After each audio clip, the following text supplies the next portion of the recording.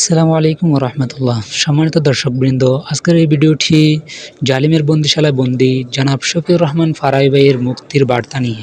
আমরা এক গভীর সংকটের মুখোমুখি দাঁড়িয়ে আছি। এই সংকট শুধু একজন শফিউর রহমান ফারাবীর নয়, বরং আমাদের মত প্রকাশের স্বাধীনতা, ন্যায় বিচার ও মানবাধিকারের। ফারাবী ভাই একজন যুবক যিনি ইসলামের পক্ষে কথা বলেছেন, যিনি সত্যকে উচ্চারণ করেছেন, কিন্তু তার এই সত্যবাসনেই তাকে বছরের পর বছর কারাগারের অন্ধকারের প্রকণ্ঠে আবদ্ধ করে রেখেছেন।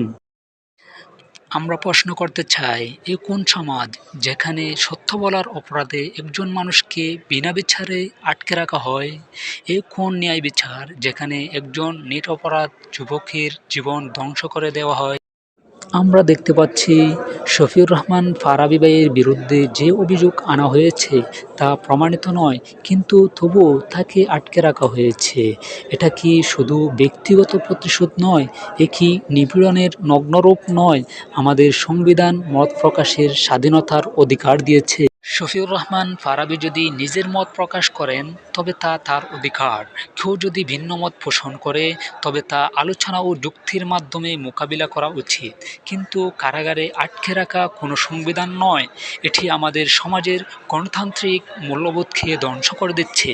আমরা বলতে চাই, একজন মানুষের জীবন ধ্বংস করার এই চক্রান্ত অবিলম্বে বন্ধ করা হোক। শফিউর রহমান ফারাবী শুধু একজন ব্যক্তি নন, তিনি সেই যুব সমাজের প্রতীক যারা সাহসের সঙ্গে অন্যায়ের বিরুদ্ধে কথা বলে। তাকে বন্দি করে রাখা মানে গোটা যুব সমাজের কণ্ঠরোধ করা।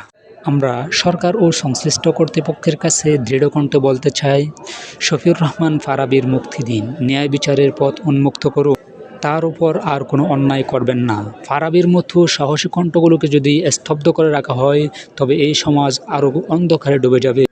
ন্যায়ের পথে লড়েছেন তিনি, সত্যের কণ্ঠস্বর। অন্যায়ের শাস্তি কেন পাবে এমন সাহসী বীর? জেগে উঠুক সবার মন, হোক ঐক্যের ডাক। ফারাবী ভাই মুক্তি পাক, মানবতার জয় হোক আবার।